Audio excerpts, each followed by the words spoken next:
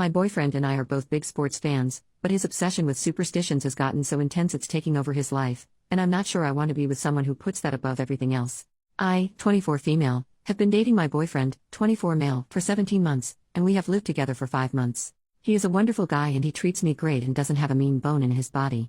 We get along with each other's friends and families and we have the same sense of humor and common goals and beliefs. I know we are young and I don't want to rush, but I love him and can really see a future with him. There is just one problem that I feel is getting in the way. It may seem like such a stupid and insignificant problem because he doesn't hit me or cheat on me or use drugs or alcohol to excess.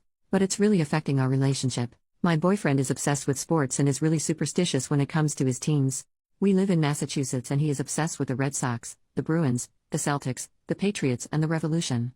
I like sports as well, but he takes it to a whole different level. He gets superstitious and has routines and things he does because he believes it will help his team win. Some examples: earlier this season the Red Sox went on a winning streak. The day they won their first game he had a day off work and he fallen asleep on the couch the night before still wearing his socks, so for the entire winning streak he refused to take off or change his socks. He was washing his hair and body in the bathroom sink and wearing clean clothes, but he wouldn't change his socks or wash his feet. This went on for days and it was gross and his feet smelled so bad and he admitted he could smell them too, but he didn't care because he said it helped the team win.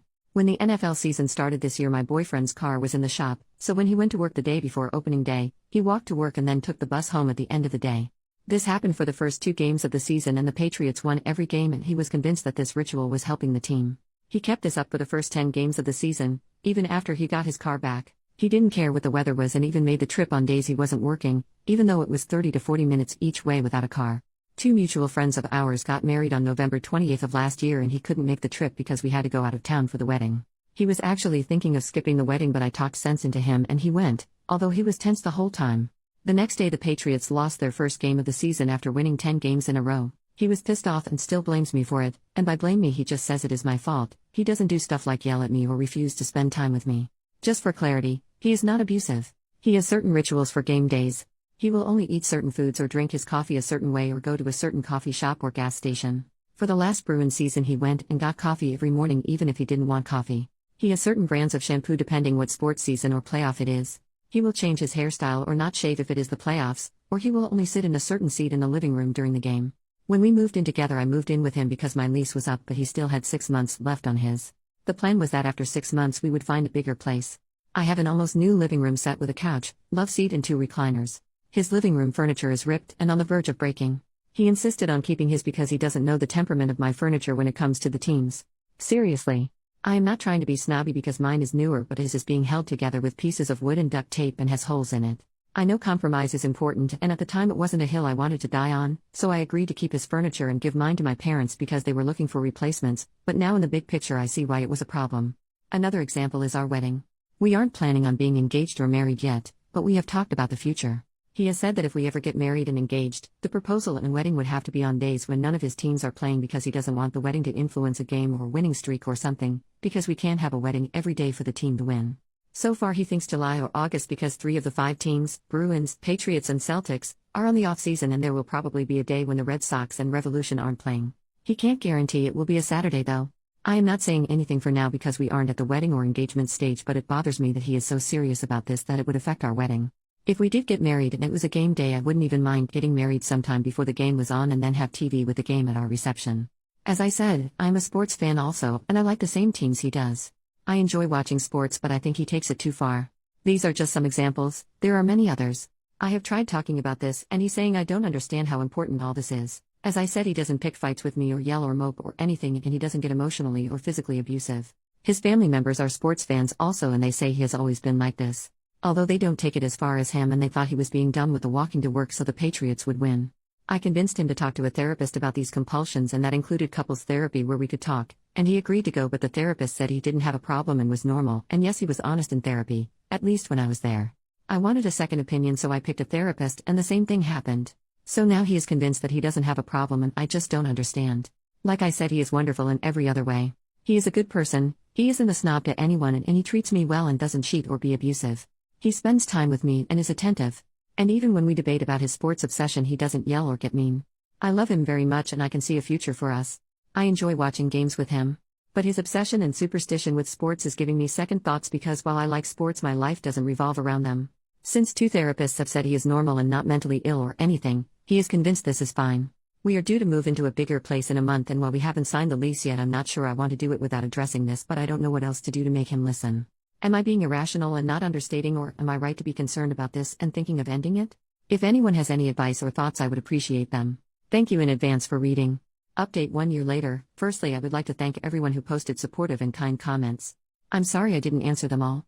I had posted with a throwaway and some stuff had happened and I had forgotten I posted for a while. Now things have kind of evened out and I wanted to give an update for everyone who was supportive. He is now my ex-boyfriend. I read all the posts in a few days after I decided to talk to him again. It didn't go well at first, and that should have been a sign. There was a Red Sox game on when we were both home from work and they lost, and he was upset with me for talking to him and not letting him focus on the game, and interrupting the things he had to do. He was convinced they lost because of that and we had a huge fight. I should have ended it there. But I didn't. The next day we were both off work and he got me roses and cooked me lunch and there was candlelight and music and he asked me to dance with him there in the living room. He apologized and promised he would do better. He acknowledged it wasn't fair to me and said he wanted to get help and see another therapist. He talked about the future and us having a life. I stupidly listened. He did make an appointment with a therapist. He talked with me about his feelings and how I was feeling. He said he agreed that we would get new furniture for our new place. I tried to give him some space regarding his habits because he was committed to seeing the therapist and changing, and I didn't want to push him and him end up saying forget it. He was much more attentive though. I thought he changed or was at least really trying, but I was wrong. A week or so after we had fought and made up and he made the therapist appointment, something else happened that turned my life upside down. I had a mole on one of my arms, but I never thought anything of it.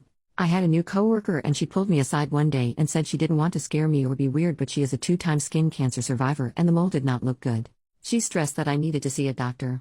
I wasn't going to and she was noncommittal and she begged me to go. It turns out she was right and she saved my life. I made the appointment thinking the doctor would look in it and it would be no big deal. I had that mole for a while and never paid much attention to it. It was melanoma. I had to have surgery to remove the mole as well as to check the lymph nodes to see if it spread. The surgery was scheduled for a day my idiot ex-boyfriend had tickets to a Bruins preseason game. He asked me to postpone the surgery because he couldn't skip the game as it would affect the team.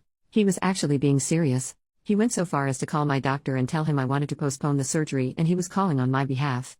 He said if I went through with the surgery he couldn't be there for me and I needed to understand because the team needs him. Then he actually freaking told me that I could not sit in his recliner the day I was scheduled to come home from the hospital because the Pats were playing and he needed to sit there for game day. I would have to take the broken couch. I am dead serious. I broke up with him.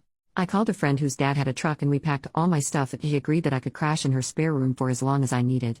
It was the last month on his lease and I paid the landlord the last month of rent because even though I wasn't on his lease I didn't want him to be able to say I left him high and dry. I cut all contact with him and blocked his phone number and email address. It was on the 18-month anniversary of the day we met and had our first date and the 6-month anniversary of the day we moved in together. I thank God, the universe, and whoever that I didn't sign the lease for the new place we had planned to move into together with him or combine my money with him. I had the surgery. I got so lucky. It was stage 2 and had not hit the lymph nodes yet. I had to stay in the hospital for a couple of days, but the wound was looking okay and not infected, so I was discharged to go home. The waiting was agony, and the worst thing, I also was not in the best emotional state because of what had happened with my ex.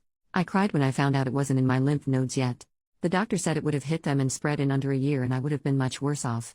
So now I am hyper away of the sun. I go for skin checks every few months and I have a nasty scar. But it could have been so bad. That coworker saved my life, and we are friends now. Yesterday was the 1-year anniversary of my surgery. I had so much support from my friends, family and coworkers. I will never forget it. Once I recovered and went back to work, I got a small promotion. I started night school for college last month, while I work full-time during the day. I've taken up rock climbing and last month I started night school. It will really help my career and I am excited about it. I'm single since I broke up with my ex, but on Monday I had an impromptu date at the juice bar with a guy I'd bumped into at the gym. It felt good just to be social again and he seemed nice. That's my update. I want to thank everyone again. I haven't seen or talked to my ex since I broke up with him and left. I did hear through the grapevine that he stayed in his place when the power went out and there was no heat for more than one day when the temps were below freezing and there was a blizzard because he wanted to sleep in his bed and sit in his chair to help his teams. He apparently had to be taken to the hospital for exposure because it was so damn cold. If he doesn't want to change, that's his problem and not mine now.